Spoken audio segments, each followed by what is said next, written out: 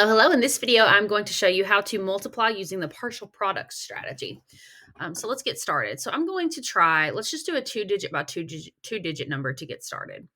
Let's do 57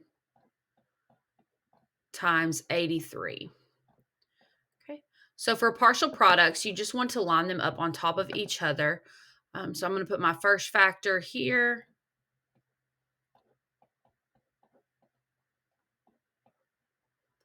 All right. So the thing with partial products is to make sure that you know what each digit actually represents. And I'll explain that a little bit more in just a second. So we're going to start with our ones. We're going to multiply 3 times 7. And you don't always have to write these off to the side. I am just going to do it to help show what I'm doing in each step. So 3 times 7 is 21. And so I'm going to put that first partial product here. Okay.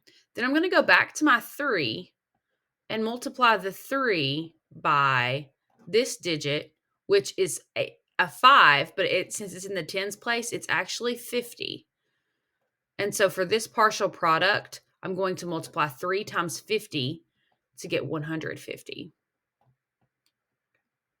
Now I'm done with the ones place, so I'm going to move to the tens place in the second factor, which the 8 is actually 80.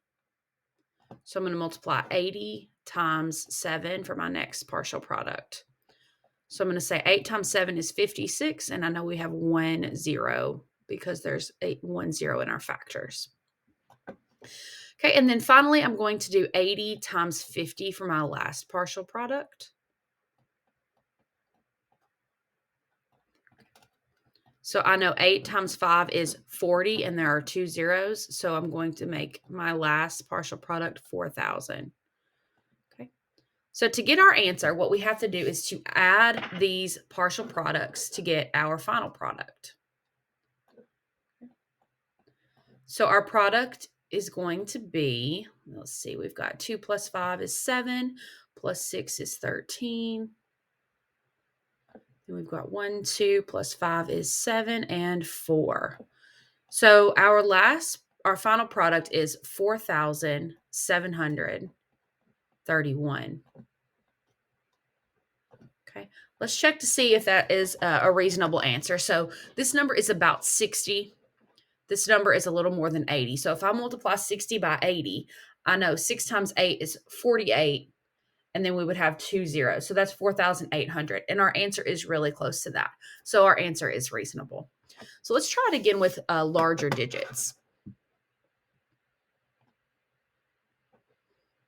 Okay, this time we'll do 468 by, let's do times 17. Okay, so I'm going to, again, write my factors on top of each other. 468 times 17. You do need a lot of space on your page to do this strategy just because it does show there are so many partial products when your digits get larger. Okay, so we're going to start with 7 times 8. So we're multiplying our ones first. 7 times 8 is 56. Then we're going to multiply 7 times 60 because the 6 is in the tens place, so it's worth 60.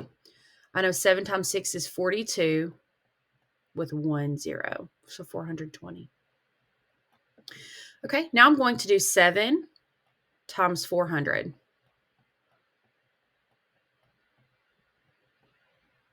Okay, again, I know 7 times 4 is 28, and I need 2 zeros because there are 2 zeros in my factors.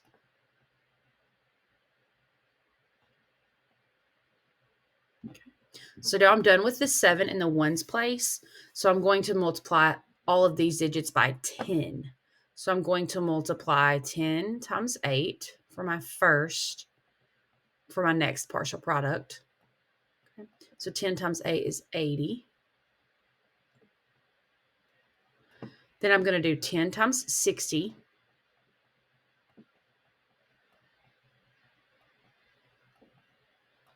Okay, I know 1 times 6 is 6 with 2 zeros. Okay. And finally, I'm going to do 10 times 400.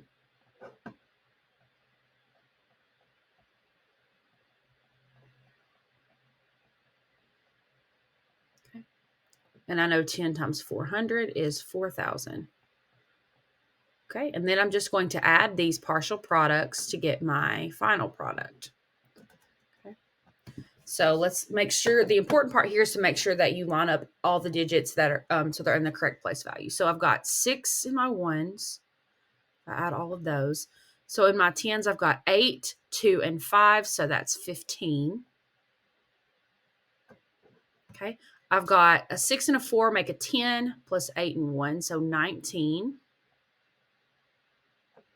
And then 4, 5, 6, 7. So my product is 7,956. Okay.